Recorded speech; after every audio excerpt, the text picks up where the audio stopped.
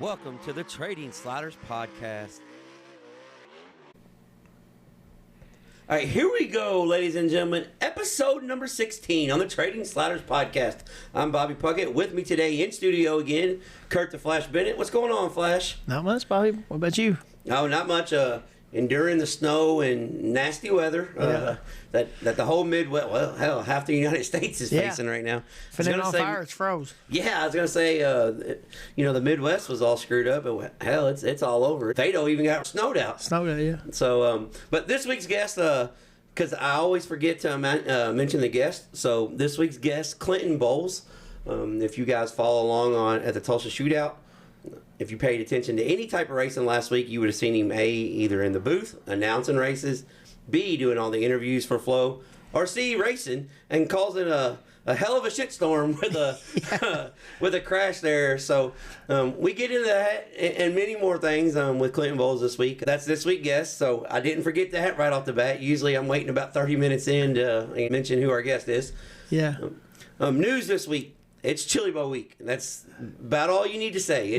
One of the best weeks of the year. Yeah, it is the best racing week of the year, in my opinion. But it is Chili Bowl week. Tanya and I are going to make the trip out.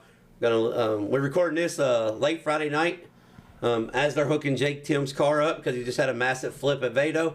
But we're recording this late Friday night because we got to get on the road and make a trip across the country and what looks to be at minimum 3 to 5 inches of snow, at maximum 9 to 12 inches. So we're only going to drive about 700 miles and nothing but snow in the next 2 days. Yeah.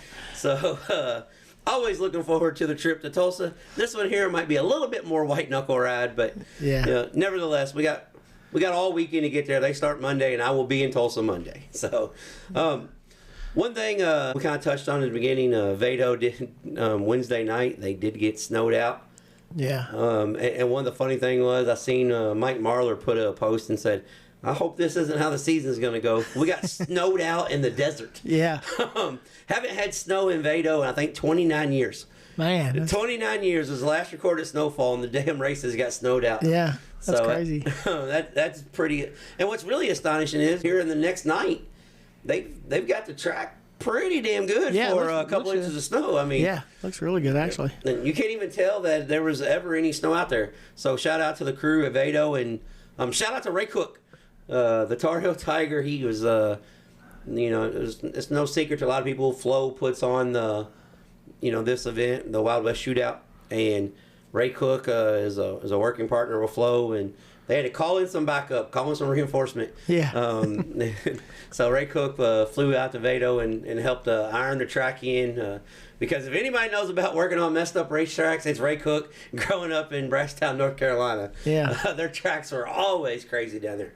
One more thing, news-wise. Don't know if you've seen this, Flash, but Kokomo Speedway and XR with Barry Braun is making headlines.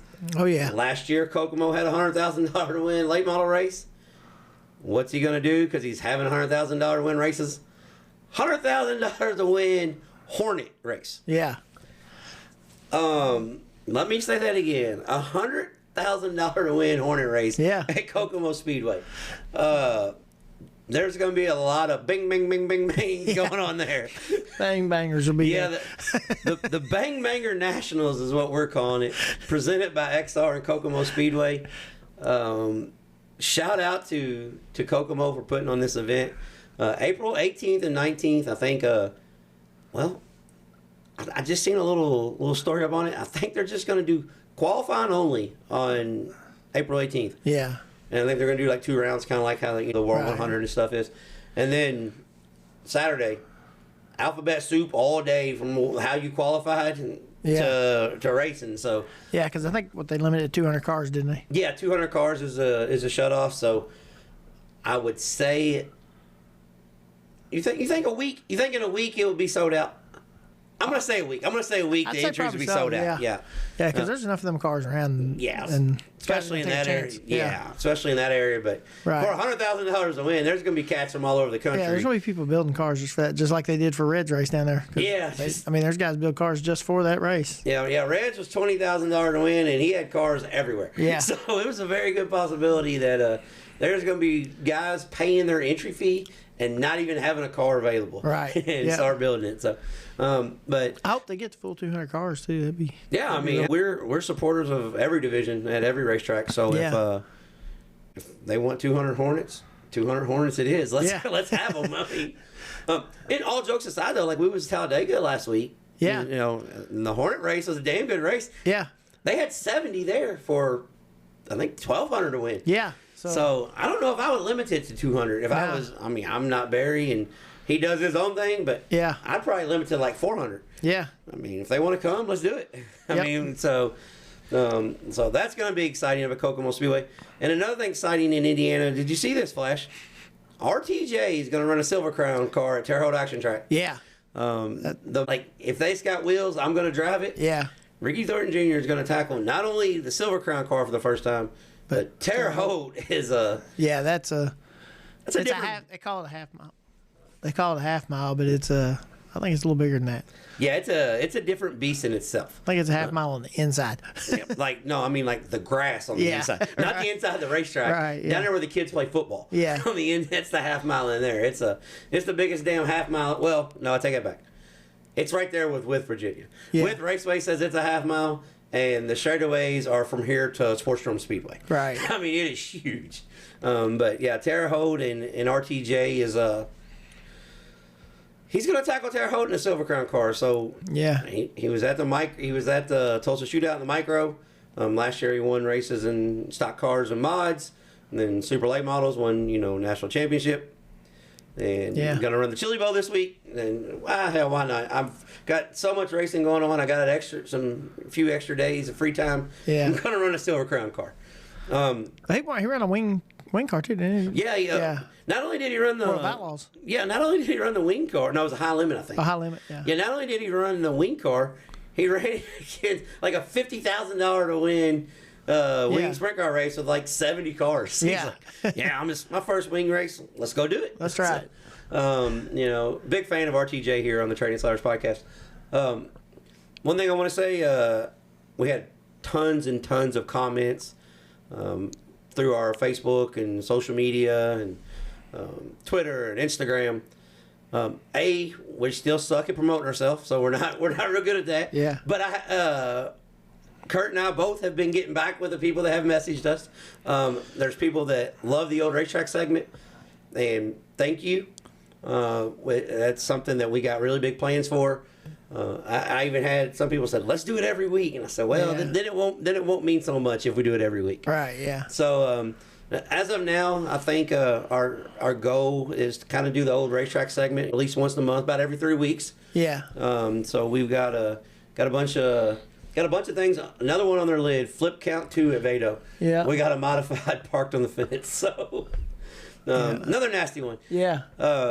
But yes, the old racetrack segment, it's not going nowhere, and thank you for the people that's reached out, and it's still surprising to us. We don't know why you guys want to listen to us. Yeah, we know a lot of old guys too, so we won't have no problem getting people on. That's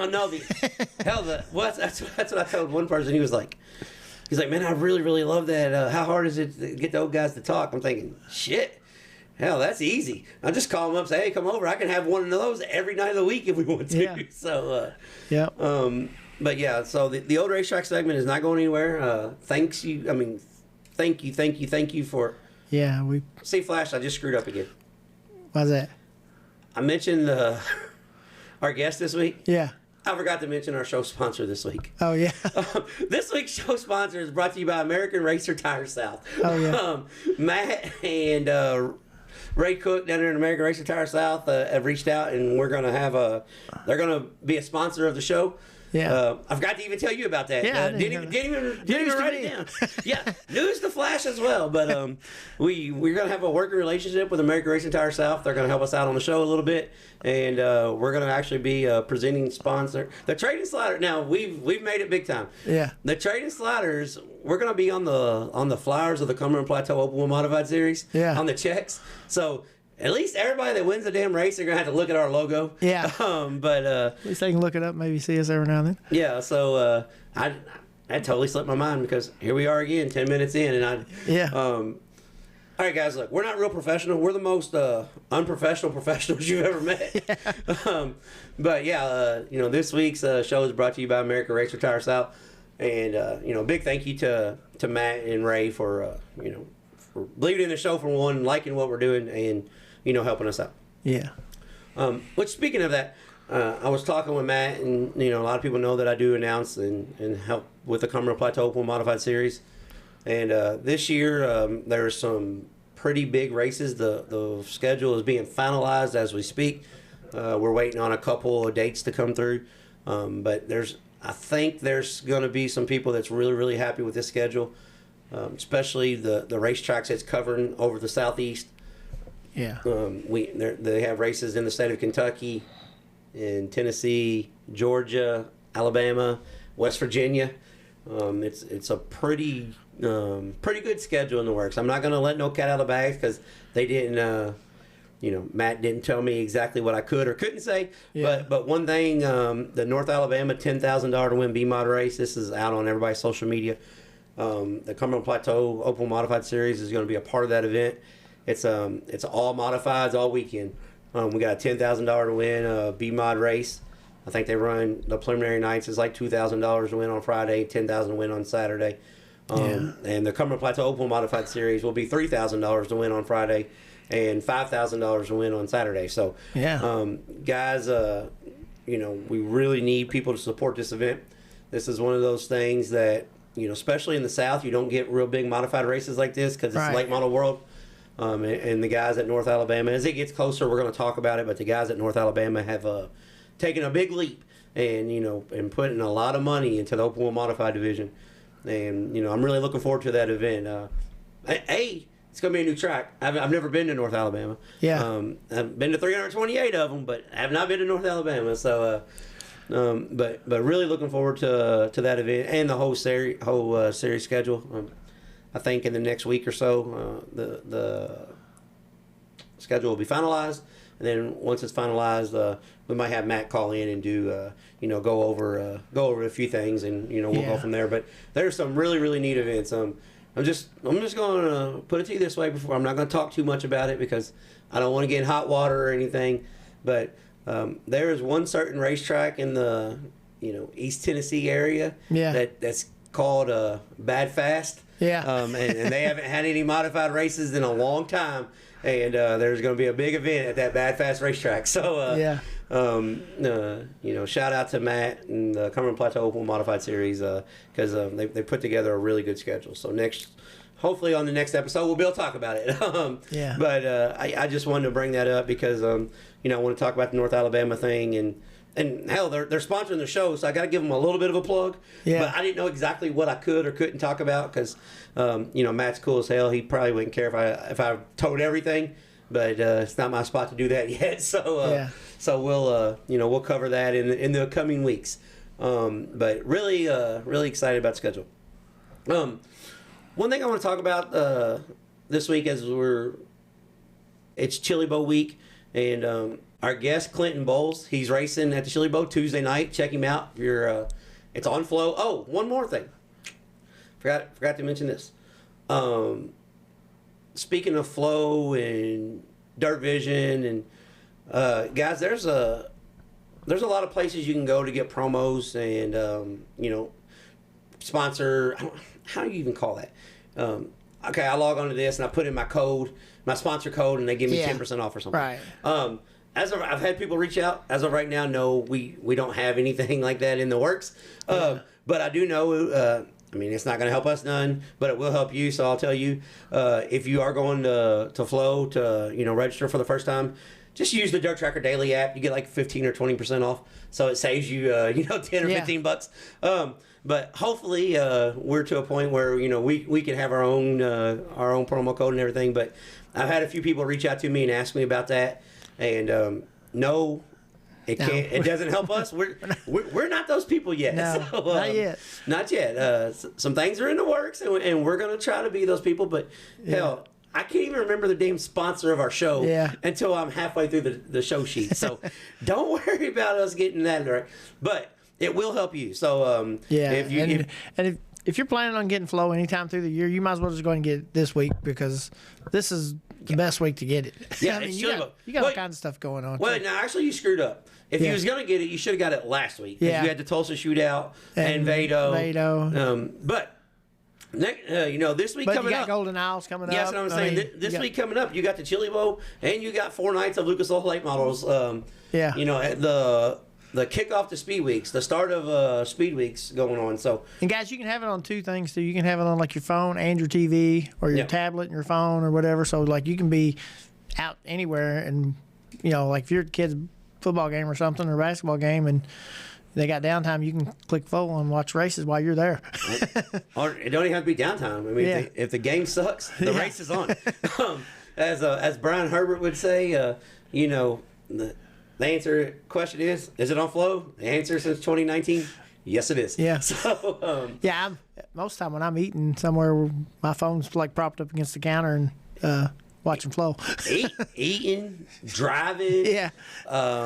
Hell, I work in the race shop. We're not going to promote driving while we're watching, but. Well, no, you see, that's the thing. Yeah. Not everybody in the car can drive the damn car. That's right. So, I mean, you can still... You meant to say riding. Yeah, riding. Yeah, riding, driving, it's all the same. Hell, like I said, people that's listening to us, if they're riding with you, they might as well be damn driving because you looking left, right. Yeah. I get a lot of help when I'm driving. Yeah. Same way with me. I'm driving with my knee, watching TV, eating. Yeah. It's we're the safest drivers in the world. Yeah. But one thing that I want to say, like I said, it doesn't help us, but it will help you. Dirt Tracker. Hell, maybe I'll tell you what I'm doing. We're gonna make a push. How about this? We're gonna do this on the fly. Next week, when this show comes out, I'm gonna tag the Dirt Tracker Facebook page, and all of our followers and all of our fans. We want you to comment on his page on our behalf. And we're going to try to make sure that we get on his damn website because he mentions all these podcasts every week. And, bro, like, we're doing them too. This is episode 16. We're 4 months into this shit. Yeah. But, yeah, like I said, it doesn't help us any, but it does. Dirt Tracker Daily is a really good podcast to listen to. He's used like 10-minute segments every day. It's nice. Yeah, he's not like us. We ramble on for an hour and a half. Yeah. No, he cut... right to the point, and we're going to talk about, and he talks about all the big breaking news and all of Dirt Track Race and everything. So we'll give him a shout out, and maybe he'll give us a damn shout out. Yeah. Because he gets 15,000 listeners a day, and we get just a few less than that. Yeah. So, one thing before we get into race results and stuff, though, one thing I did, guys, thank you for everybody that supports the show. It's humbling on our end to hear people say they like what we're doing, and like I said, and we've got people from, and a lot of people don't understand this, but a lot of our listeners aren't from our area. Yeah, they're from out and about. So that's really neat. Networking, so to speak. But we have a lot of people in the Louisville area that listen, and we appreciate that. But I've run into people that said, "Hey, I just heard you had a podcast." I've never been a Facebook guy, so I've kind of opened up Facebook so we can get the word out on that too. I've always taken care of stuff on Twitter. Yeah, he just accepted me this week. Yes, and my wife. Yeah, yeah. So like this week, I'm just trying to, and I decided, hey, I guess I'm gonna have to be a Facebook guy, to put the stuff out. So hopefully, as time goes on, we become better at promoting ourselves because we don't do a real good job at that. Right. But that's just, we're gonna try to figure out how to get it on other platforms too. I mean, right now it's just on Spotify and on YouTube. Yeah. But we're going to try to figure out how to get it out on a couple more here for too long. Yeah, guys, listen, we're not real technology sound. I mean, we really aren't. When we roll up in, just like when we went and did our interview with Clinton Boyles, we pull the laptop out, and we pull the microphones out, and, they're looking and like, damn, you got it going on. And I was like, bro, you'd be surprised how many times I forget to hit record. Yeah. I wouldn't really say we got a pileup. Yeah. Just 5 cars. Yeah, just 5 cars parked in turns 1 and 2 at Vado with a 70-mile-an-hour windstorm, 39 degrees. Beautiful night to be at the racetrack. Yeah. But yes, so we're gonna try to get out on other things. Actually, Jeff Ward, the guy that's came and performed on our show and sung the racetrack segment. Oh, that boy got shot in the driver's door there. That was a hard one. There was 2 of them actually. That did. But yeah, Jeff Ward, he actually sent me a little thing for a little cheat sheet that shows you how to send everything out through an app. So thank you, Jeff, for taking care of us on that. Yeah. We are gonna. We're going to eventually get there. But, guys, listen, as hard as it is to get it on Spotify every week and load it into YouTube, let's just work on that right now. If you just tell 10 people to listen to us, and then they'll tell 10 people, eventually we'll put it on 10 platforms. But right now, let's just keep to what we're doing because it's working. And knock on wood, I don't want to say anything. I haven't had no issues in a while, so this week is probably going to be screwed up. Yeah. But, it's working right now, so let's leave it at that. We've got 2, well, actually, technically, we've really only got 1 race results for this week. Because Wednesday night, Central Arizona Raceway, they started out with the IMCA Winter Nationals. It goes on for 2 weeks. They got a couple off nights. But Wednesday night, 217 cars graced the pit area of Central Arizona Raceway. Right. 81 IMCA mods. I'm going to be honest, everybody. Usually we don't talk about what we don't see. Yeah. All I seen was the highlights on this. I didn't see the race. Because we were trying to dig snow out of the snowstorm, and Wednesday nights when we went up and did our interview with Clinton Boyles, and we got home at damn near 2 a.m. Yeah. But I did see the highlights of this. 81 IMCA mods and Ethan Broxma out of Newton, Iowa. He's been running the mods for about 2 years now. So he was a hobby stock national champion. Won the IMCA Super Nationals in a hobby stock a few years ago. But Ethan Broxma started 5th and picked up the win. Like I said, 81 mods. Brandon Beckernoff started 9th and ran 2nd. But the top 2 it was a pretty good race, really. Especially for the amount of cars they had, the racetrack was in really good shape. But they was on a rain delay. They got like an inch of rain that day. Right. So it was for it to be Arizona, it looked more like a Midwest track. Right. It had a cushion. Usually don't have a cushion in Arizona, but it had one there. But notables on this that when I seen everybody was there. Ken Schrader and Cole Konarski. I can never say his name. Cole Konarski. The 21 car, the guy that runs all over the country. Yeah. Won 40-something races last year. Him and Ken Schrader both missed a show. So that tells you what kind of field they had at Central Arizona. But that's pretty much it. I mean, not a whole lot to get into this week. We got upcoming events, and we'll do the upcoming events before we do our interviews. Yeah. What I did see today though was I seen Tim McCready's car. His car looks good, and I'm glad he went with his dad's number this time. Yeah, Tim McCready kind of did a throwback to Barefoot Bob McCready, and I seen Tim McCready talking about it, and he was pretty emotional. Yeah. I think he's a real emotional guy, and his dad, he lost his dad last year, and I think. All right, we're gonna keep talking for a second. Because this is our show. We'll cut out whatever we want. But Tim McCready and the Rocket One house car thing, I don't think Tim McCready got a real fair shake at that. I know that Rocket One is working with Boom Briggs, and he's essentially house car 2.0. Yeah. But I mean, Tim McCready had a lot going on.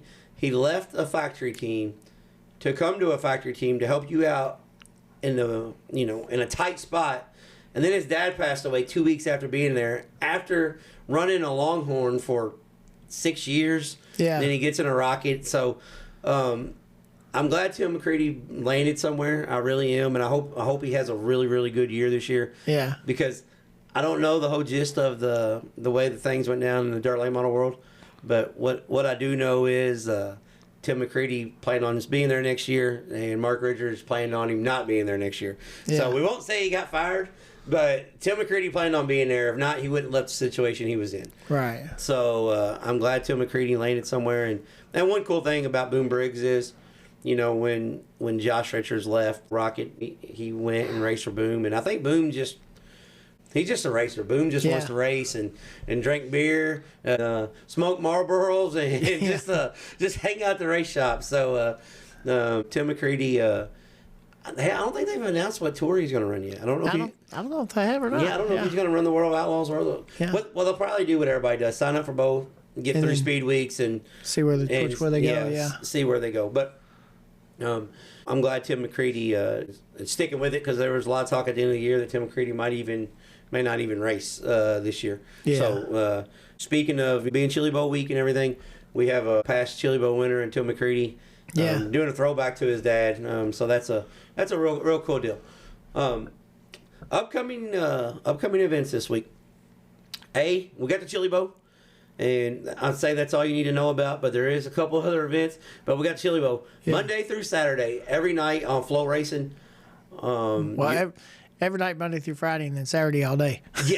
Yeah. Let me put it this way. I think they start at like 4:00 Eastern time with hot laps. So when you get home from work at 5:00, it's usually about 5:30, 6:00 when the first heat races start. Yeah. Excellent show. If you've never seen the Chili Bowl, it's a totally different format. There's no qualifying. You peel draw. It's a passing points game. X amount of points you get, you go to a qualifier. If you don't get enough, you go to the C main. What you'll essentially have is, I think you have like 8 heat races, 4 qualifiers, 2 C mains, 2 B mains, and an A main every single night. Yeah. Roughly real close to 100 cars. I think they got 388 entries, so you're going to have about 78 to 80-ish cars each night racing. And Monday night you get 2 A mains because you get the qualifier. Yeah. So if you haven't, the race of champions too, ain't it? Or that's what I'm saying. The cat race for whatever it's called. Yeah. So if you haven't ever been to the Chili Bowl, A, it needs to be on everybody's bucket list. B, you have to watch it on Flow. If you watch one night, you'll be hooked. I promise you, you will be hooked. It's some of the best racing you'll ever come across. Also next week, Golden Isles Raceway, Lucas Oil Late Models, Wednesday through Saturday. This is going to kind of put Ricky Thornton Jr. in a pickle if he runs good on his qualifying race on Tuesday. But, you got Lucas Oil Late Models, and I think they're running 602 late models and 604 late models. So you got 4 nights of late model racing on Flow with that also. Yeah. And then next week, IMCA TV, every night of the week. Pretty cool thing the way IMCA TV does. Flow Racing, you just pay your $179 for the year. You watch all your races. Yeah. Dirt Vision, you pay your $229. You watch all your races. One thing that's pretty neat about IMCA TV, whatever the ticket to get in the grandstands is that night, that's what you pay to watch your race, and you just rent it each night. So if it's $15 to get in the grandstands, it's $15 to watch your race that night. Oh, okay. So you can watch the IMCA Winter Nationals every night. And every IMCA TV event is like that. If you do the $30 a month Fast Pass, you can't watch any of the races live, except for a couple events they'll put out. You can watch these 3 or 4 races this week. But as soon as that race is over, you've got on-demand replay, and just watch it whenever you want. Yeah. So if that's for $30 a month. But IMCA, they do, and the reason why they do this, because I think the racetrack gets 70% of whatever watches that night. Yeah. And I think 70 or 75% of whatever the Fast Pass is goes directly into the IMCA national points in all the divisions. So however many subscriptions they get, all that does is make the IMCA national points champion get more money. Yeah. So that's good. Especially those guys, the way they race, as hard as they race, that's good. But one other race that's locally, that if you guys aren't paying attention to the Chili Bowl, it's on the schedule again. But we guessed this right last week. Right. And the hangover at I-75 is supposed to happen Saturday, but I-75 got like 3 inches of snow. Yeah. I'm down there, so I'm going to say 3 inches of snow, and I think the temperatures are going to be like in the 30s. So. Yeah. That one's It might not happen again this week. Yeah, that one's looking a little less opportunistic. How you say that word? Opportunistic? Yeah, opportunistic. And we're using big words tonight. Yeah. So the hangover's probably not going to happen, but you never know. Stranger things have happened. Enjoy this week's interview with Indiana's own, Missouri/Indiana own Clinton Boyles. It's time for the Trading Sliders Deep Dives presented by Kentucky Clutch and Performance. Here we go, ladies and gentlemen. On this week's Deep Dives, we have probably the hottest man in the country right now, making news all over the place, Clinton Boyles. How are we doing, Clinton? I'm good. How are you guys? Doing good. Good. Made the nice drive up here to Indianapolis on about 7 degrees outside. It's cold. It's very cold. First off, before we even get started on this man's so busy. He got back in from Tulsa 2 days ago. I shot him a message and said, hey, can we do this? And he made it happen. But we do got one gripe to pick. He made us stand out in the parking lot for 10 minutes while he's finishing up another podcast. I was like, what the hell? I know.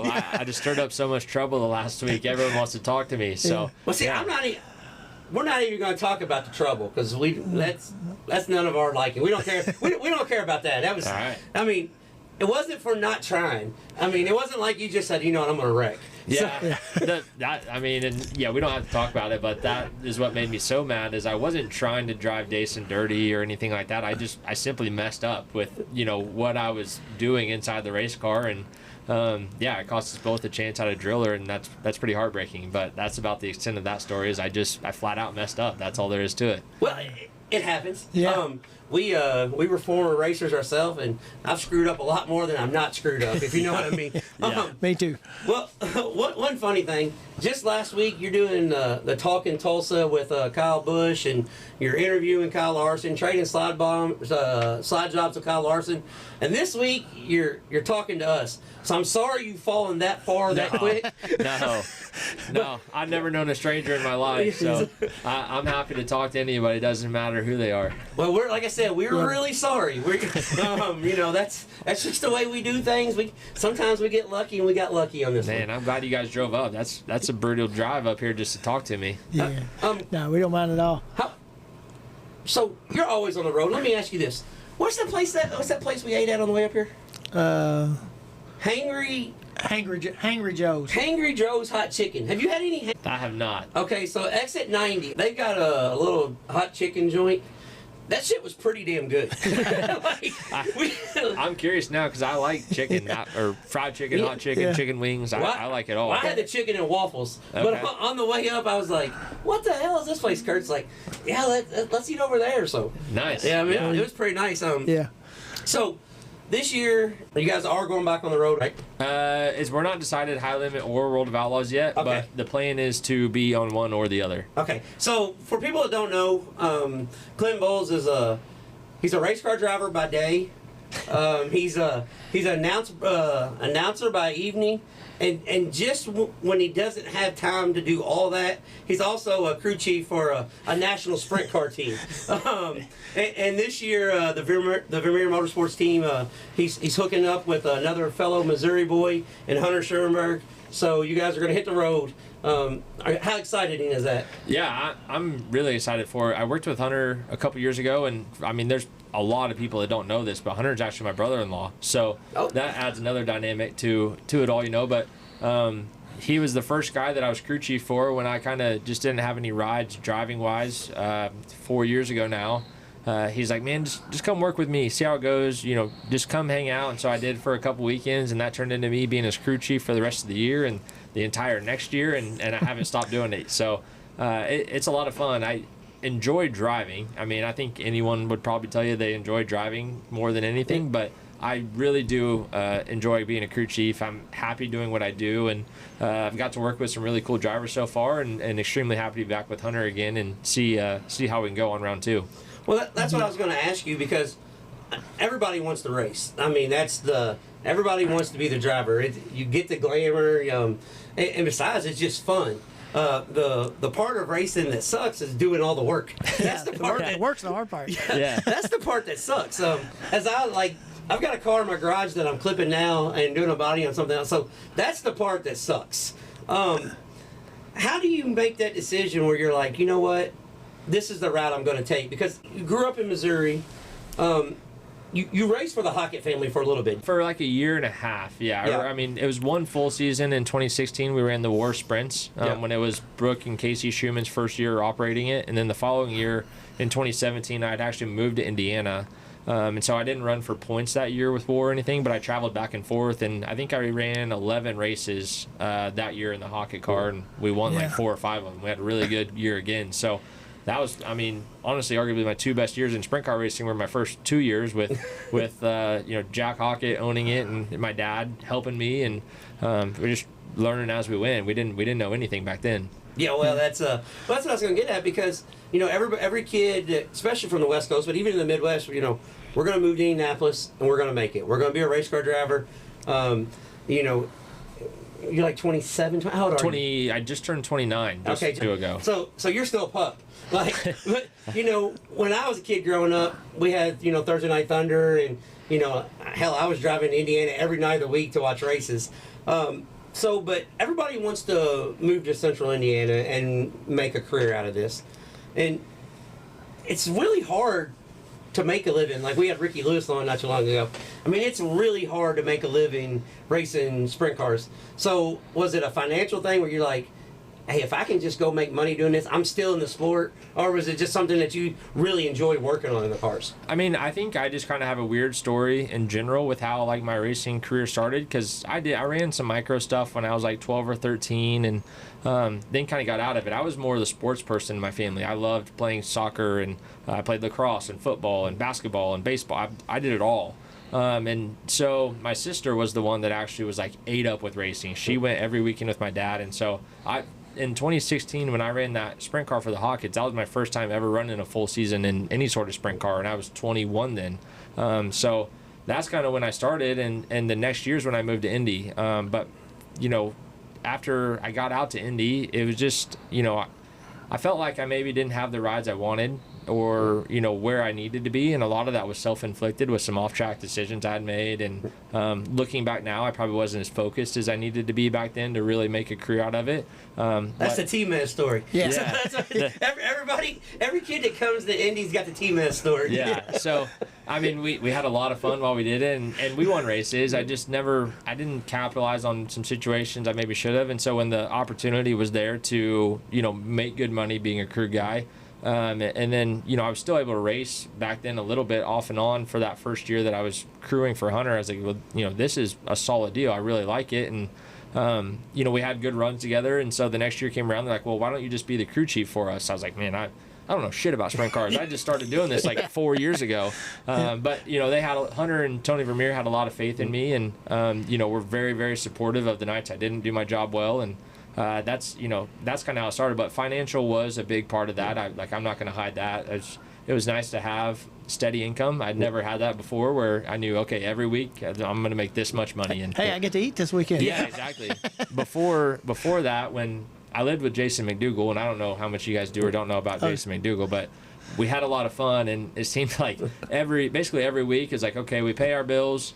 How much beer and drinking can we go do and have fun and then go try to win some races and do it all over again? And we lived like rock stars for a couple of years there, and those are the years where I probably wish I could have them back and have some fun like that, but probably focus in a little bit more and try to make a bit more out of my driving career at that point. Well, it's funny you said you didn't know a whole lot about sprint cars then. Back when Hunter left the non-wing world and went to wing, they probably didn't care if you knew anything about sprint cars. As long as you could put new wings on and change the Jacobs ladder, you was good, because Hunter was all over the place first couple of years in a wing car. Yeah, he didn't get the nickname 100% for a lack of effort, that's for sure. So it's it's good. I mean, I'm all good with that. I want somebody as a driver that's going to go out and smash into the wall and give it their all every single lap. We're building race cars to go win races. We're not trying to run 10th. So if that means, tearing one up here or there, then so be it. Yeah. Well, he's got plenty. I mean, hell, he's got one in the back of his pickup truck right now. Yeah. So, yeah. Well, funny thing is, we get ahead of the game. When we pulled up, Kurt's like, what's he driving? I was like, I don't know. And then he looks over and goes, I'm going to say he's probably the one with the sprint car in the back of his truck. I was like, yeah, I'd say that's probably a pretty good assumption there. Yeah, that's actually just a delivery I'm taking down to Tulsa for a guy. But, yeah, I mean, not uncommon to see me with sprint cars in the back of the truck or tires and wheels, whatever it may be. That's the easy way to spot us around here. Yeah. When are you heading back to Tulsa? Friday okay. Midday sometime. Yeah. Well, I'll see you. Maybe we'll get together and go to dinner or something down there because I'm gonna be in Tulsa all week and my fat ass. You look at me, I like eating. So we'll have to do an after dark episode after we have a couple drinks. Yeah, that's what we'll do. We'll hell, YouTube. Well, that might be Spotify only. YouTube's got all kinds of restrictions. One thing that I find really fascinating, you're one of the few guys that's had success in both wing and non-wing. Honestly, I just ask you as we sit down because a lot of people, a little side note, like this is my note page. I got like 3 things. Yeah. So I just do everything off the fly. But I seen your win at Kokomo, and I remember as I was scrolling through Twitter, it's still pinned up top, and I was like, that's pretty cool because I know it meant a lot to you, but as we sat down, I said, what about your last race you won? Was that at Circle City? And he's like, oh, yeah. So I was there that night. So really? I've seen success in both wing and non-wing. What's the difference for driver-wise? What's the difference in running the 2 cars? Or which one? I know I've heard you say you prefer the wing car, but how's that? You grew up in the Midwest. How do you prefer a wing car? I think the driving style of it, like the non-wing car, I feel like you have to be willing to die every single night. If you're going to be good in the USAC ranks, you're going to be good, in that national non-wing level, you have to go drive that car on absolute edge. And if you're not quite good enough, just drive a little harder. You'll be better. Well, you said when you lived with Jason McDougal, you should be willing to die. Yeah, I know. That the wing ranks, they're just a lot different. It's a lot more methodical. I think it takes not more brains because that's not the right way to say it, but you just have to pick and choose your moments a little bit better. The air is so much more important in that, and so you just kind of got to understand the wing racing a little bit more. And I think I'm such a mental person. Like I love strategy. I love, breaking things down, trying to just have a mental advantage on people that I fell in love with the wing racing when I started doing that. And, that just carried over, right? And now I see how I can apply that in the non-wing stuff. And I could have, been better back then. But, I felt like that was probably a big part of my success this last week at Shootout is I get to watch 90 races a year and see the best in the world race every single weekend, and then I can apply that when I go race, kind of the mental side of that. And so I guess that's probably why I like it a little bit more is just you don't have to feel so on edge all the time. You can kind of outsmart some guys, and the racing is just a completely different strategy.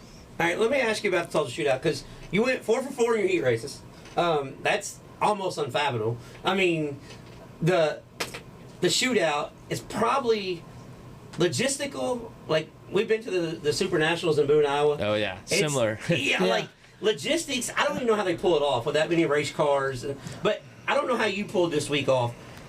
You were first off, you had to help Ricky Thornton Jr. And luckily Ricky Thornton Jr. didn't tear nothing up this week. He just made good laps. But, I always tease Ricky. I'm a big fan of RTJ, but I mean, you're kind of a driver coach. You're kind of running the whole team. You're working on the cars. You're racing 4 divisions. Oh, and besides that, you're going to do 10 hours a day in the booth with Flo. How the hell did you do that? It was a lot. I was tired by the end of it for sure. I mean, I think you surround yourself with the right people and things become easier, right? So, the first person I would say is Carson Perkins. He's my car chief on the Vermeer 55. Without him, none of that's possible. He's the guy that understood the knowledge of micros. He's raced micros recently. He's 19 years old from California, so he kind of knows that world. So building those micros, building RTJ's micro, building Emerson's mine, that he was the head guy that led that up. Then Bernie is a huge part of that because he owned all the micros that we ran, and Joe Axum was kind of the crew chief on everything. So it took all of us to make it happen, and then it took a lot of sponsors, aside to step up and say, okay, here's this so you can go do something like that because it's not cheap to build those micros. I mean, they're like $40,000, $50,000 micros. So and it's not like you're racing for a whole lot of money. Yeah. So for me to be able to bring, we're in Smoker's Choice Cigar Bar in Brownsburg here, and Dave that owns this, he's a partner with me, and thankful for him, and there's probably about 7 or 8 other people that all kind of made that happen, because like I said, it's Bernie built us the nicest race cars that you can put inside that building, so we had the chance to win those heat races, and we had the chance to race for a driller, and I think it showed. But a lot of it's just surround yourself with the right people, and good things happen. Everybody that I talk to, especially in the Central Indiana area, you just left the shootout. Like, why does Millbridge get all the love? How come we can't? We got Indianapolis Motor Speedway over here with a perfect sized racetrack. How come we can't do it? It don't have to be every Tuesday night or Wednesday. It can be once a month. But how come we don't have a micro track right here in Indianapolis, the home of sprint car racing?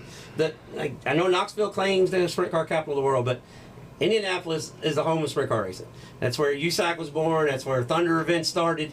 So how come we don't have a micro track right here in Indianapolis? That's a great question. I mean, we have a couple close by, right? But I agree. There should be some sort of micro track here, and you would have the full develop and breeding ground for future sprint car racers. But you're right, like Millbridge gets all the attention, and they have a great deal going over there with the Burnett's, and what they've built that into, going from outlaw cars to micros, and there's really, I feel like, no reason we shouldn't have that here in Indianapolis other than just having a racetrack that can commit to it and do it. Yeah, it's because we got so many kids that's growing up in this area that they need that. I mean, they're traveling.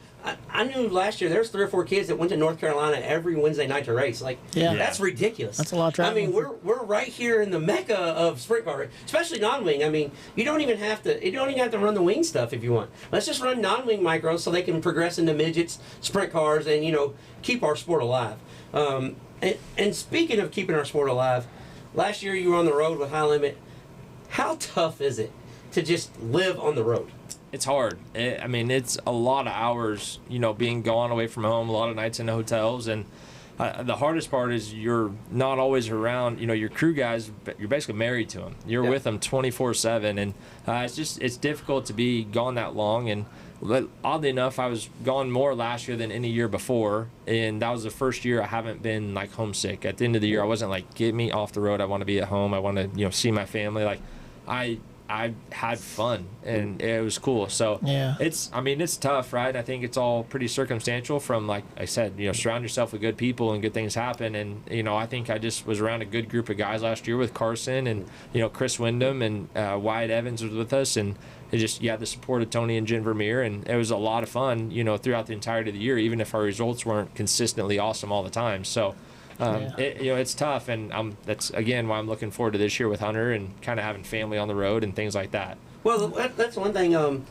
High Limit last year went to a bunch of badass racetracks too. That makes it a lot of fun. Yes, when you roll into Eagle Raceway, and just places that don't get sprint car racing that much, but you have some badass tracks. It's like, you know what, I can do this shit. It's fun. Yeah. When you go to an Eagle, you go to a Tulare, obviously Knoxville, Dora, the main ones, but.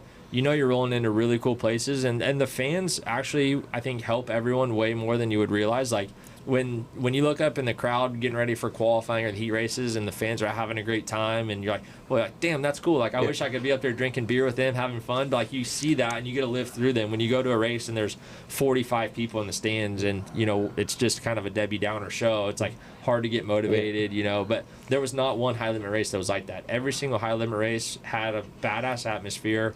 They did a great job promoting every single one, and the staff with High Limit was excited to be at every race. The fans were excited to be at every race, and in turn, I think drivers and teams were excited to be at every race. Yeah. Well, one thing I noticed about the High Limit shows, we went to a couple, but one thing that I really noticed that stood out, especially through the Flow broadcast, was everything was more fan oriented, and they got the show on the road, and you could take your family on a Wednesday night and be out of the racetrack by 10 o'clock and still be home in a decent hour. Yeah. So kids can go to school the next day. Yeah. And that's big for us, teams on the road, because we have a lot of traveling to do. We have to service race cars, wash them, and all that. And so, Yeah, I think that's huge for everybody, and High Limit put a big emphasis on that last year to, create that environment where you get in, we start at 7 and you're out by 9:30, 10. And I think next year they're making it just as big of a push to try to speed that process up even more so that we can start at 7 o'clock and be done by 9. And you guys are going to qualify then. Yeah. That's the only way they're going to speed the show up. I think a lot of shows should be like that too. I mean, because I think it would help the crowd out a lot. I mean, a lot of crowd don't want to be there till 1 o'clock in the morning. Yeah, sometimes. if you knew that you could drive 2 hours to a racetrack and be out of there by 9:30, then it's a no-brainer. Okay, let's go. We'll be home before midnight. But if you're like, man, this might not get over till midnight, I can't get home at 2 in the morning and go to work the next day, there's no way in hell you're going. So that's why High Limit don't race in East Tennessee. Right. Because your ass is not getting home anytime soon. Yeah. So no, that's I think that's kind of become a new thing. And we talk about High Limit, but I think the Outlaws are doing that also. They're trying to make a push to do that. And I think everyone kind of needs to get on board with, when you're the national series in town, you don't need 4 support classes.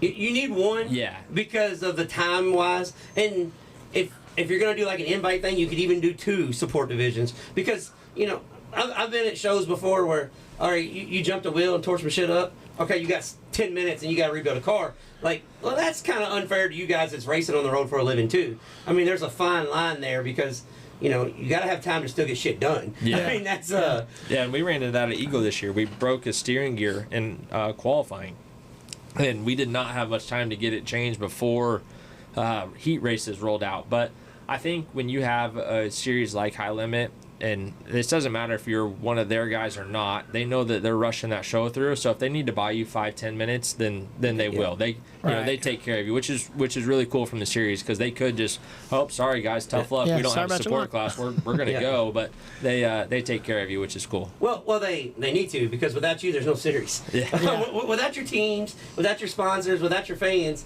there's no series. They're not putting no show on if there's nobody in the stands. Right. If there's no cars coming. So, everybody kind of has to work together.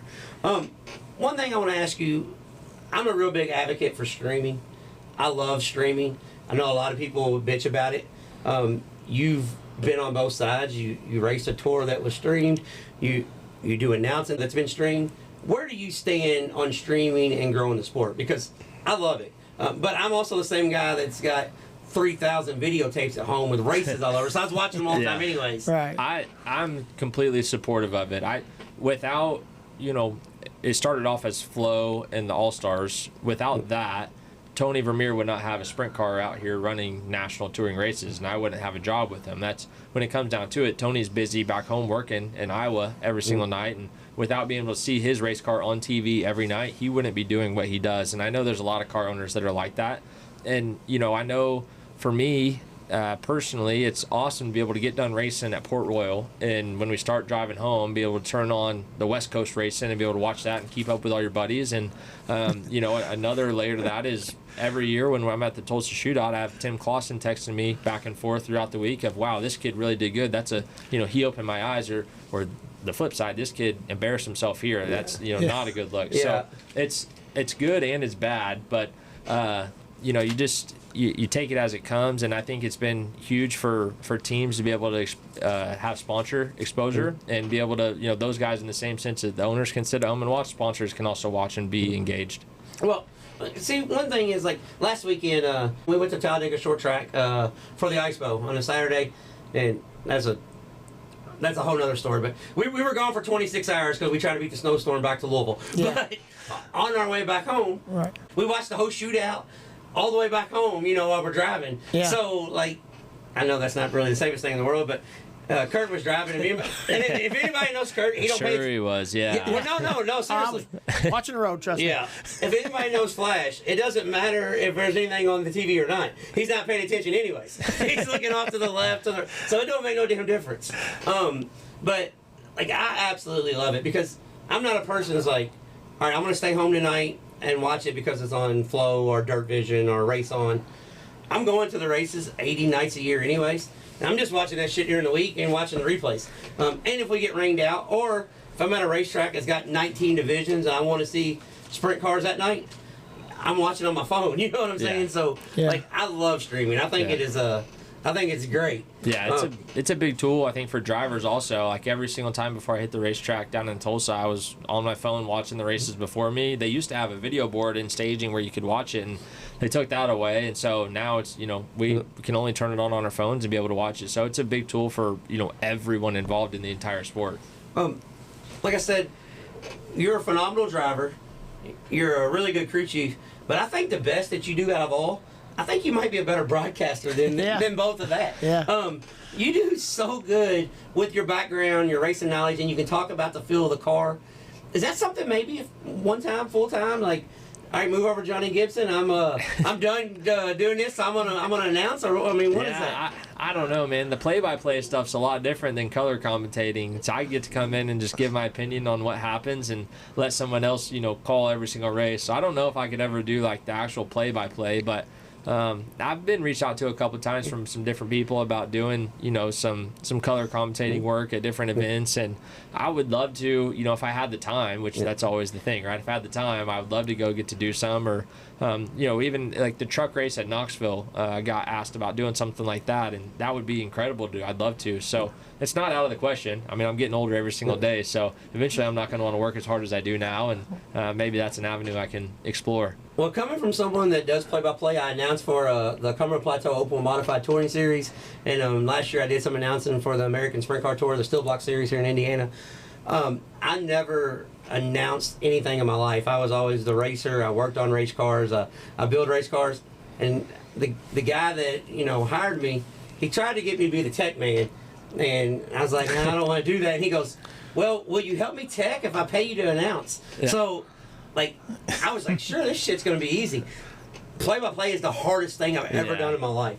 And it's really bad when you go somewhere and you don't know anybody. Right. That's like my first race I announced, I'm in, southern Tennessee.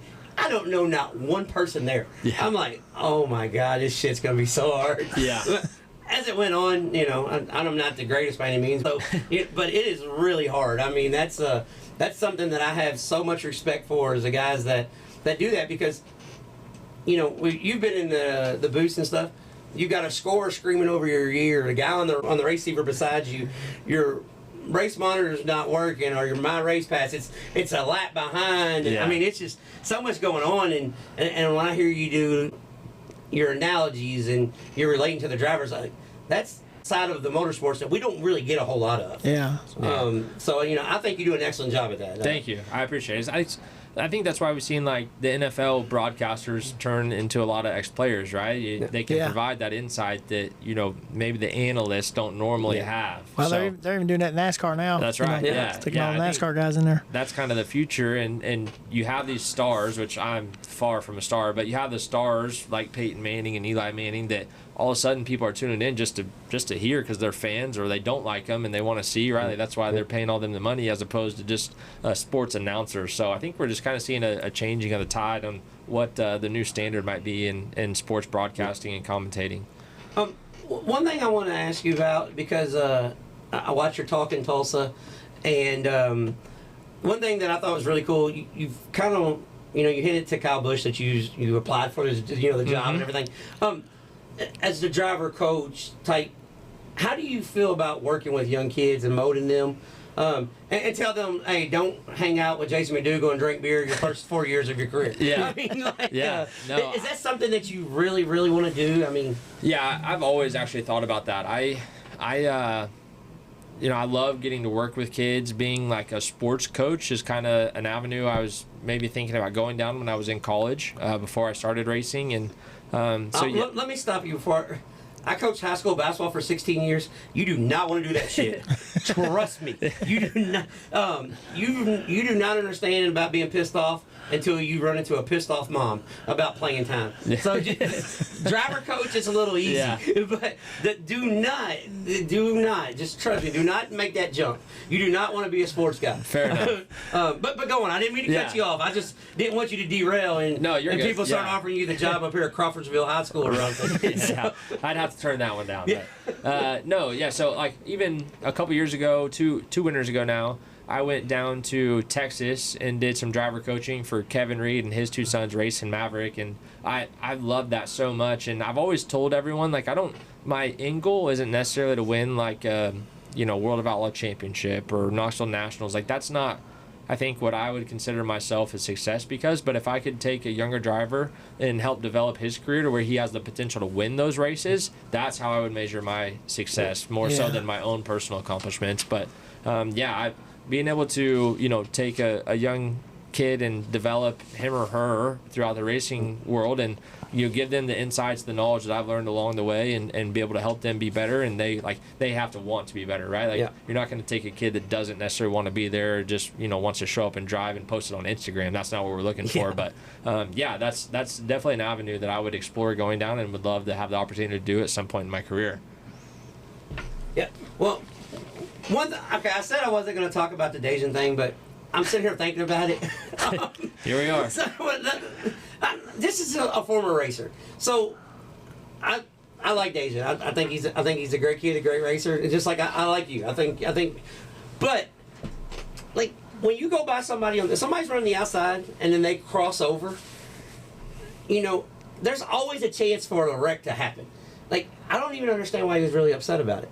I mean, just being honest, because the lap before he was on your right rear, and then he turned to you said even if it wasn't true, you said the right thing. I looked to the left, turned to the left. So I mean, there's your answer. Why bitch about it? Let's move on. I mean, there's layers to how that played out, right? And I think the first one to make really clear is that Dason and I both, without even, I felt this way and he felt this way before we ever communicated it to each other, but we both felt like we were probably the two best cars in that class, and that if one of us got the lead at that point to where the top was probably going to be a dominant lane for the rest of the race, it was going to be really hard to pass one of us. So I think that is important when you think about, okay, how hard we were racing on lap 12, because that's a big thing that I've seen is, right, like lap 12, what are you doing, which I get. The second thing is, everyone back at home, I am stupid and didn't have my Hans on. I didn't have my hybrid at all. I had forgotten it in Indy, and I tried to find one to borrow. I tried to buy one. I went through down, about every avenue I could and couldn't get one. So then that leads to the ability to look left as far as I did. And if you watch Flo's onboard camera, I look completely over my shoulder basically to see where Dason was at. And that's kind of, I think, what led to me not being able to focus and react to my right rear and what it was doing, because it kind of got above the cushion and then grabbed and shot me across the racetrack.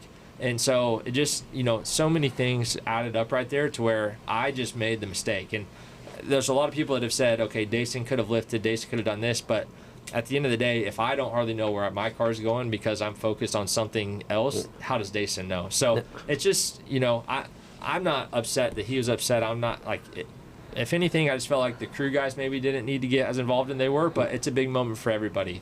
And so I do feel like I truly just made the mistake in that situation, and I cost both of us a shot at having the driller or being able to race it out with Kyle and Emerson. And when I look back on this in 10 years, and I'm like, dang, that would have been cool to race with Kyle and Emerson and Dason for the win. It was going to be us four. I felt like we had four best cars in that race, and I kind of took that away from Dason and myself. And I feel bad for him and I feel bad for Chad and his team that has to fix a race car, and they worked all week to put themselves in that position. And the same with my guys, and it just sucks. But in that exact moment when it happened, I had the gut instinct of wow, I messed that up for everybody. And that's why I kind of think I need to stick by my guns and just be I'm the one that made the mistake, because that's what my gut said when it happened. Well, first off, when you look back in 10 years, you're going to think, I was an idiot. It wasn't for the wreck. A racing without a Hans device at Tulsa that had a 2-foot tall cushion. Yeah, that is the first problem. That was the number one. Wow, I might be an idiot. Yeah. And that, like I said, that it's just one layer leads to the next, and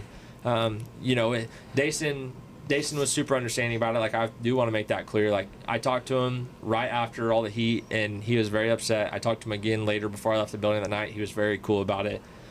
His mom actually sent me a super nice message about the incident, how much she wishes I would have had, my Hans or hybrid on, because they care about safety for obvious reasons. That's what I was about ready to get into. So, my mom lectured me the entire week about not having it, and so did, other people. I just, at the end of the day, I probably didn't want to have one bad enough, because if I needed to overnight ship one or something, I could have, and I just selected not to. But that's, I didn't get hurt, thankfully, but that may be my punishment or karma for not having it. Well, here's the thing. The guy races 4 races a year, guys.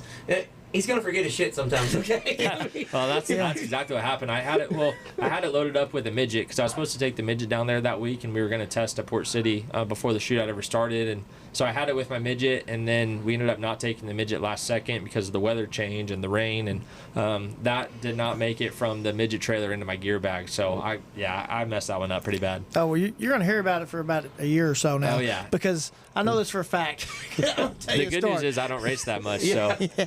Me and my nephew bought a late model, Craig late model. We took it out the first time, 411 Speedway. He's got his GoPro in the car. First lap, he goes to the corner, hits the wall, goes over the wall, into the trees. Oh, man. So he puts the video on the next day. Well, the only thing anybody says anything about is he doesn't have his gloves on. That's the reason why it's There's at the like 500 racetrack. comments about not having gloves on. How fun? Oh, let me rephrase that. Let me ask it this way: how much does Tulsa mean to you? Because I love the Chili Bowl. Like, I know there's some people that says it's not worth the money. It's not the money spent, and you don't ever get it back, even if you do win. But there's nothing to me. There's no event like when you walk in the Chili Bowl. I've never been to the shootout. I want to go, but just logistically, I can't do 2 weeks out there because I got a real job and all.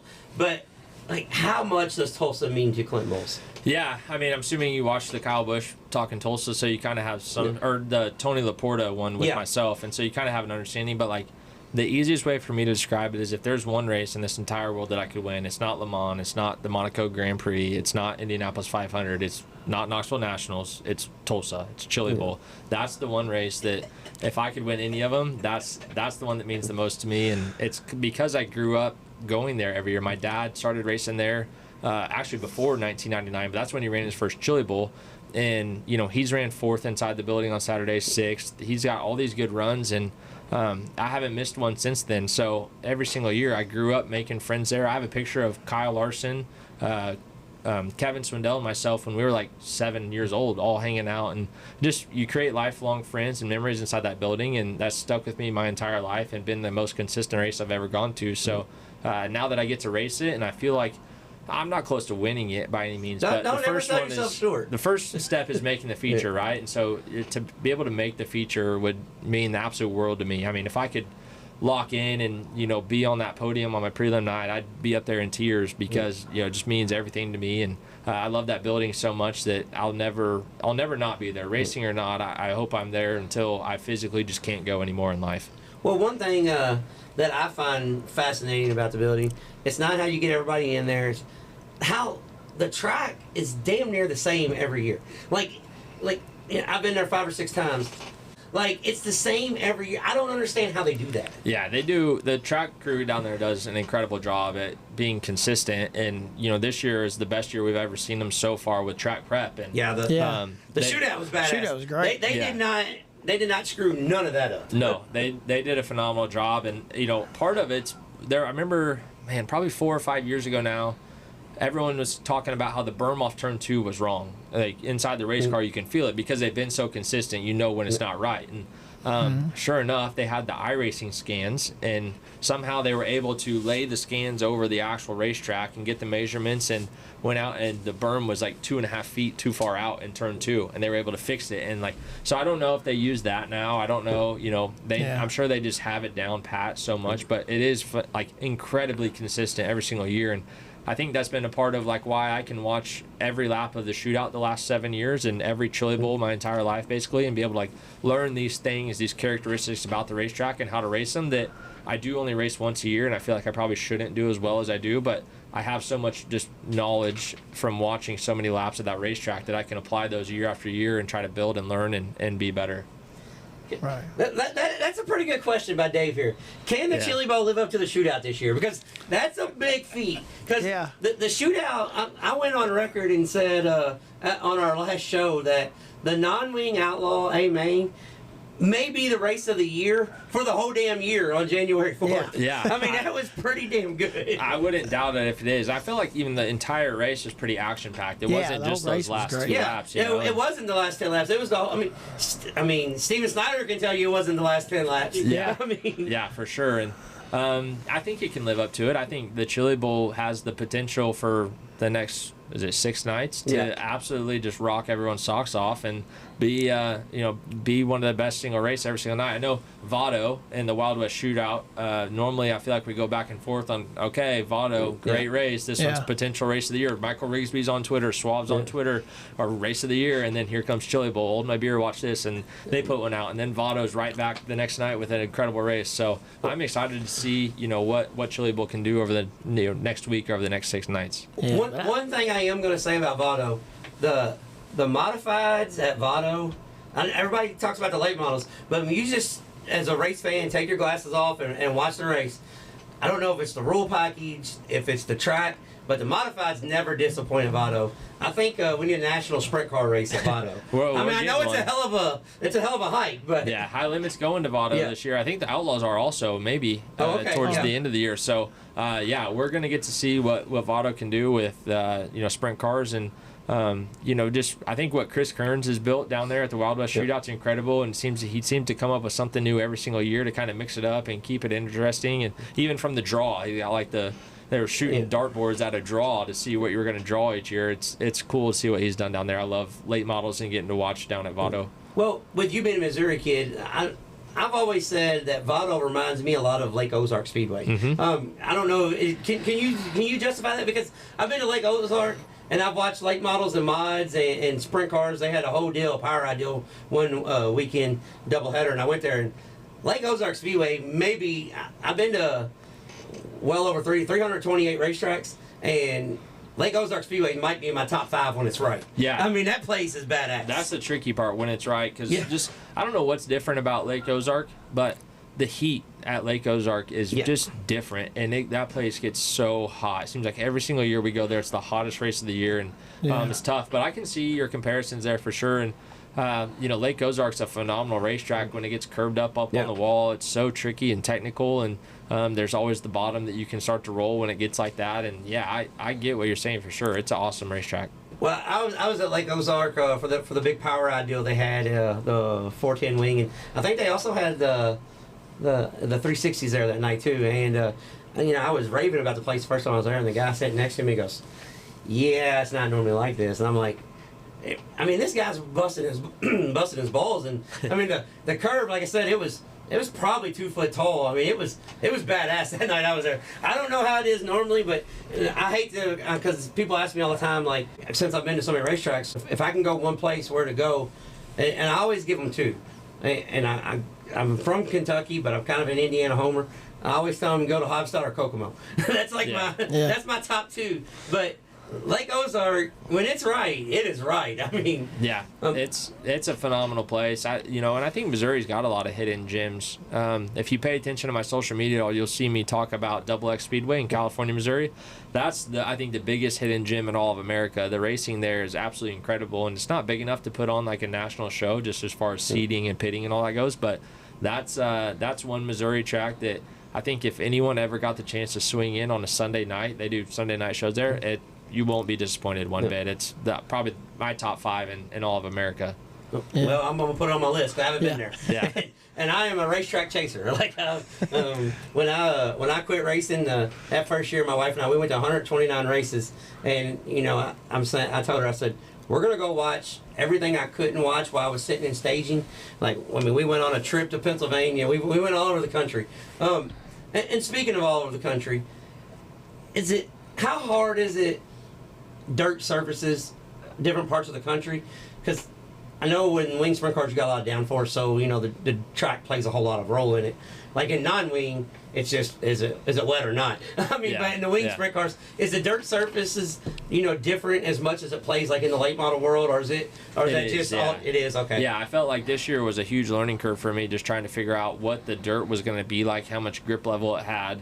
And then just how it breaks down and changes throughout the night. And so that it is a big thing, and it's different all over the country. I mean, what we see up in Skagit, Washington is completely different than what we see anywhere else in the country. And kind of each region has its own unique places, but then you get to Indiana, and you have the red clay at Bloomington, you have the Lawrenceburg, just like gumbo, and then you get to Kokomo, and you got the true, black dirt, and it's just everywhere you go, Putnamville's different, like it's just all different track surfaces. I feel like this is like an extremely hard place to live without understanding all the different dirts and how they, factor into things. And that's been helpful traveling the country, kind of being able to compare to, things that we've had right back here at home and, learn along the way. Well, when you get over to Ohio and it's just all concrete. Yeah, we know what to get there. Yeah, that's just going to be get your dust goggles out. Yeah. I mean, I feel like I dog racetracks a lot based on track conditions, but like Ohio is going to be extremely dusty. You're going to get dirty, but it usually puts on a pretty damn good race. Yeah. Well, I don't know how to say this politically correct. I'm a bull ring guy. I love quarter miles, even 3/8 if they're right. I'm not a real big half mile guy. Like I'm just not. But that being said, when the track's right, I'm down for anything. What do you prefer? Because watching your driving style, I'm gonna say you're a big track guy. Yeah. Okay. I mean, yes and no. I love 3/8. So like I always tell everyone, like some of the most fun I've ever had in a race car was like a midget at Lawrenceburg. So it's got like a little bit of that sketchy factor. A little bit. But it's fast, right? Like you were running with no helmet or Hans that day. You think it's a little sketchy. That is sketchy as hell. I love the speed factor, like the creating speed, building speed into your racing lines. Understanding how to carry momentum and all that, but at the same time, I don't want it to just be so big and so fast that you do get single filed out. And so I think those 3/8 size tracks are always good in the middle ground of that. And Lawrenceburg's a great in between place for something like that. I love Lawrenceburg. I think I think Lawrenceburg's about the perfect size racetrack for speed and not getting too overly massive where you're like, oh my God, it's shit's too big. It's scary face. You ever been to? I know they don't run sprint cars there, but you ever been to Tazewell Speedway in Tennessee? No, I haven't. I know what you're talking about. You have to go one time. Yeah. Because you got so many off nights, Yeah. I mean, you're only going to the racetrack 90 nights a year, so if you want to squeeze in 91, you got to squeeze in and check out Tazewell. Yeah. The straightaways are banked like Salem and Winchester, and the turns are banked more than that. Right. It's just bad. The race is not real good, but the speed is badass. Yeah, I think the All-Stars were supposed to go there. Maybe their last year they ran. We had a race scheduled there and it rained out, sadly. But we were supposed to go there and run, and we were all like, "How is this even going to work? This is going to be absolutely." That's probably a good thing because somebody's probably still alive because of that. Yeah, it's that fast. One track I will never, I guess, get to race at that I was always on my bucket list, kind of for the same reason as Chili Bowl was Belleville High Banks, the half mile. My dad raced there, and a lot of memories of being a kid, going to the fair, and being at the races, and like I was old enough to understand like this place is absolutely sketchy. Like you do not want to mess up here, and I wish so bad that I could have raced there just to say I did. But so I don't know. I guess I definitely am a big track guy, and I think just midgets on big tracks are really cool. Like that's like one of my favorite things because maybe it is sketchy, but I love midgets in general.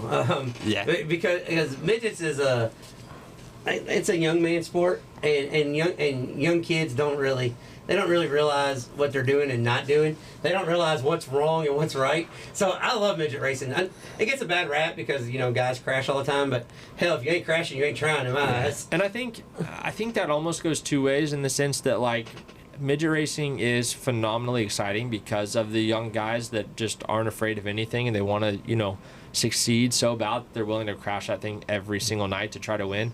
But I also it makes me sad because I think that's the reason we don't go to the Bellevilles. We don't go, or midget racing is not as big as it could be because you don't have, like, who's your favorite midget driver? Everyone's probably going to say Justin Grant or Logan Seavey because they've been in the sport for longer than anyone else and continue to run midgets. But it's hard to build such a fan base off these young guys that are in and out at every 2 years or every year that you can kind of grab their attention, but then you're just going to follow them onto a different sport. So I feel like if midget racing somehow could get guys to stick around a little while and run 4 or 5 years to develop a fan base and develop we could go to more tracks because they're going to draw more fans on their own without having sprint cars there. And I wish we could see that.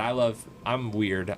Everyone will tell you that. Like, I love midgets probably more than anything, and that's that would be my dream, is to see midgets as big as they probably deserve to be, because I think they are the best racing. Well, see, we might have a little bit more than common than I realize, because you're weird, you like midgets, and you don't mind racing with no Hans, so hell, we're right the same alley. Yeah. But if you ask me who my favorite midget driver is, I'm saying Jerry Coons Jr. Yeah. Because I'm an old guy. Yeah. So, See, and that's what I remember. I remember the days of midget racing that it was Jerry Coon Jr. and Dave Darlin and Tracy Hines and all these guys, and midget racing was huge. Like you had Tony Stewart had teams, Greg Wilkie had teams. There was all these guys that midget racing was just as important as sprint car racing and silver car racing, and so. They were in the sport to run every single class, and now you have guys that just shy away from midgets. Jerry still runs a midget sometimes, but you don't have that consistency of drivers in the midgets anymore that you do in the sprint car ranks or the silver car ranks, because I think it is easy to get hurt in them, and the way the kids race probably turn away some of that older group of guys. Well, one thing when you just said Tracy Hines made me think, the USAC midgets in early 2000s, when Tracy Hines and Brad Kuhn rode up to the racetrack, you better have your shit ready, because it was a dogfight. I mean, it was an absolute dogfight back then. We had Indiana Midget Week, and we had the BC 39.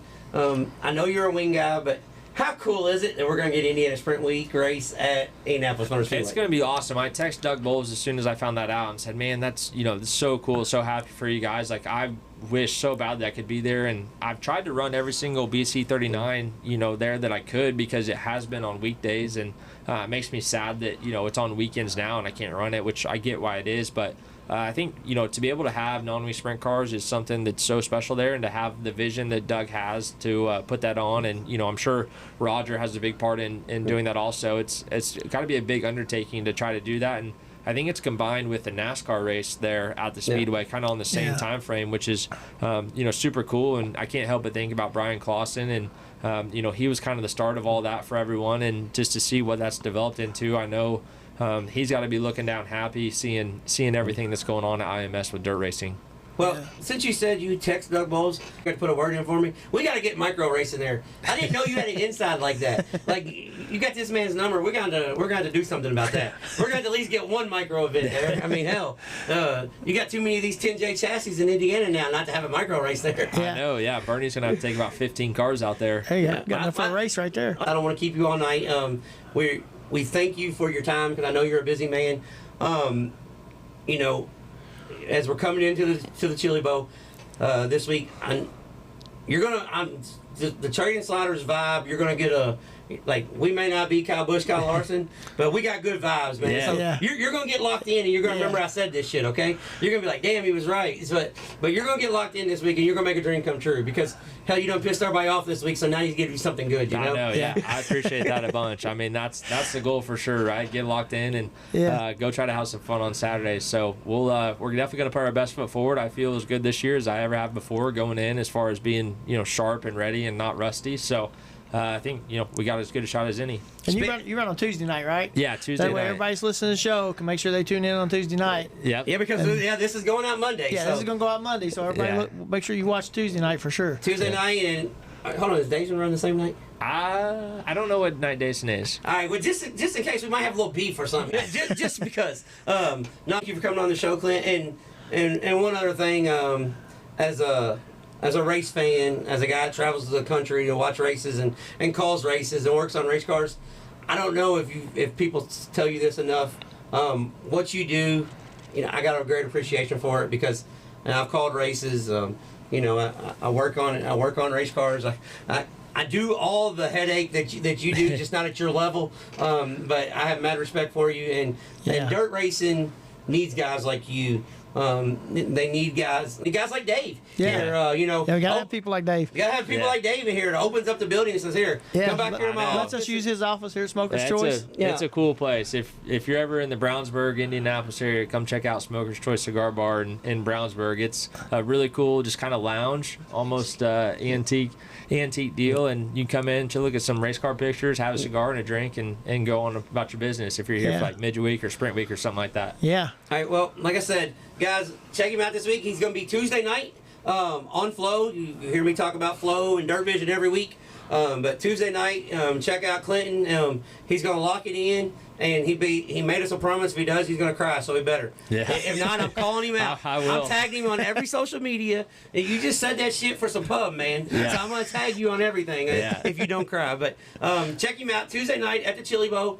And if he does something stupid, he'll own it. Yeah, so, call me out on it if I do something stupid. I'm not scared to get called out. He's got big shoulders. He talked about maybe wanting to be a coach one day. So something is wrong with this kid. But thank you for coming on, man. We really appreciate it. Thank you guys very much. I enjoyed it. Yeah, thank you. All right, ladies and gentlemen, this week's Deep Dives was none other than Missouri racer turned Indiana crew chief Clinton Boyles. Fascinating story there, Clinton Boyles. He moved to Indiana to chase his dream. He was going to be a race car driver. Yeah. And he's a damn good race car driver. He won all 4 heat races at the Tulsa Shootout. That's doing something right there. Yeah, made 3 A mains.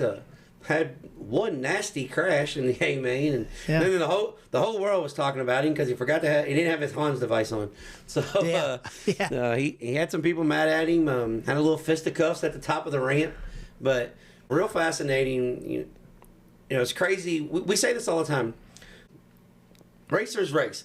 The racing world needs all kinds of characters in the world of professional racing and in the world of just hobby racing. I mean, it needs everybody. It needs racers. It needs crew chiefs. It needs crews. It needs fans. It needs track promoters.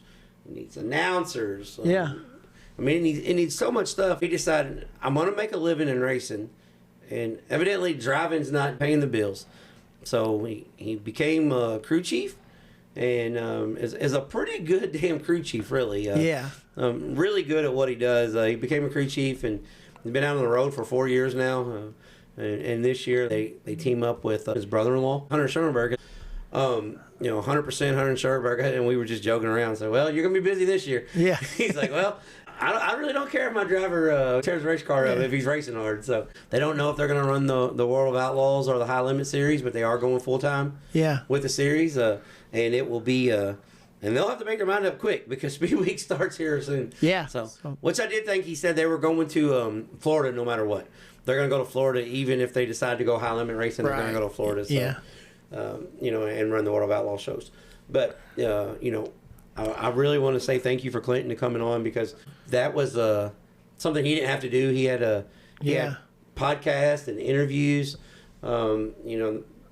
Last week along the kid raced, helped run, and crew chief, the whole Indy Parts race team that was there. Yeah. They had, I think, eight or 10 cars. Yeah. While he was racing, too. Yes, so while he was racing, and not only that, he did 6, 8, 10 hours a day broadcasting on Flow. Did walk around with Kyle Busch and that's what Flow. That's what I told him. I said, man, you've had one hell of a week. Everybody loved you. You was trading sliders with Kyle Larson.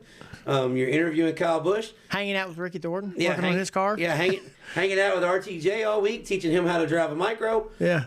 Causing controversy, having a big fight. And now you're bullshitting with us. Yeah. I said, boy, you fell quick. But thank you, Clinton, for being as flexible as he was. And I said, sure, let's make it happen. Yeah. And weather was terrible up in Indianapolis. We got to give a shout out to Dave, too, for letting us use his little Dave let us use his lounge and office. Dave at Smoker's Choice Cigar Bar, a sponsor. Guys, I'm not a cigar guy at all. But if you want to see a really cool place and you're in Brownsburg, Indiana, it's got sprint car memorabilia, tons of Steve Kinzer stuff, pictures with Kyle Larson, and I mean, if they've raced sprint cars, they've run through his through his shop. So it's a really nice little lounge to just go hang out in. Yeah, like I said, cool. I said it's not really my thing, but he's a cool cat, and he was telling funny stories. He's a racer. He's a racer too, or he's a fan anyway, because he went to 197 in 97. 97 races last year. He said those damn rainouts got me. I would have been over 100. But yes, Dave was a racer and a half. Like when we say racers race, this cat races. Yeah. His dad raced in the Indy 500 back when they had wooden wheels. Yeah. I mean, there's so much going on at the Smoker's Choice Cigar Lounge. Yeah. But yes, thanks Dave for all of his hospitality. Try to feed us when nobody wanted anything to drink. He was a cool cat, and like Clinton Boyles, he he made it happen when when a lot of guys, especially little podcasts like us, a lot of guys could have been like, I've had a busy week, no thanks. But especially meeting him at 9 o'clock at night, and yeah, so, a lot of people don't even understand the backstory to that interview. I mean, it was he met us at it was after 9, and we did the interview, and by the time Dave told us all of his stories, the time we left, it was damn near midnight, and we're heading back to Louisville. So it was a good time though. But good times. We travel up and down the road, so. But yes, shout out to Dave for taking care of us. Besides that, we're gonna have fun at Chili Bowl. Flash still may come down or a day or two. He hasn't decided yet. But even if not, guys, Flo does a great job. If not, I'll be home watching it. Yeah, on my couch. and we got some special stuff gonna come up. Not gonna say anything definite because one thing I have learned in doing these interviews, plans fall through and change daily. Yeah. And not only the people we're interviewing, us. Just life happens. Like I mean, you get there's shit going on. Like we've had stuff scheduled, and I've had to call and cancel, or had stuff scheduled, and the guys have called and said, "Man, can we do it tomorrow, or can we do it?" I'm like, "Well, we've already got this tomorrow." I mean, it's crazy. Like so, and that's just life. That's not nobody's thing. That's just the way it goes. Yeah, that's just it's just part of it. So, but we've. We're gonna have some cool stuff from the Chili Bowl. Let's just put it that way. I'm not gonna give any names or none of that stuff yet because, like I said, life can happen. But I mean, there's 388 racers in the building. I'll find somebody. So, worst case scenario, we'll find somebody. I know enough people that's gonna be there that I can at least talk to our friends. So, right. Besides that, like I said, please like, share. If you enjoy the show, tell somebody. If you don't, tell somebody anyways. Tell somebody that you did enjoy it because they may. Well, I was going to say this too. If you see it on Facebook or something and y'all see where we drop a thing telling that the show's out or something, just put some kind of comment in there if you don't mind, because we just kind of like to find out who's following and everything. We can see, that way everybody can kind of see who's following. Yeah, it's like, tell us we suck if you think we're suck. Yeah. Or tell us if we need to do something different. Tell us what you want to hear or who you want to hear. Yeah. If you've got somebody, like I've had some people reach out and said, hey, let me tell this little story. I had a guy reach out to me and said, hey, I've got a man cave that's got everything hanging on the wall, all these old pictures. If you want to do an old racetrack segment and you want to bring somebody here and do it, or I'm not going to say no names because they may not even want to do the show. Right. He said, but if you got certain driver X that really wants to do it, I got a whole wall dedicated to his stuff. Because when I was growing up as a kid, I was a major fan. Yeah. So I had somebody reach out and tell us that. So there's all kinds of stuff like that. But yes, if you see it on social media, tag people in it that you think may like it. Yeah. Share it, retweet it, repost it. Post it on your stories. Yeah. I would say just don't block us because we're not very good at this. So. But try to help us out as much as possible. Like I said, we really appreciate it, and we don't do a good job promoting us. So maybe you guys can help us. So, but until next time, we'll be trading sliders.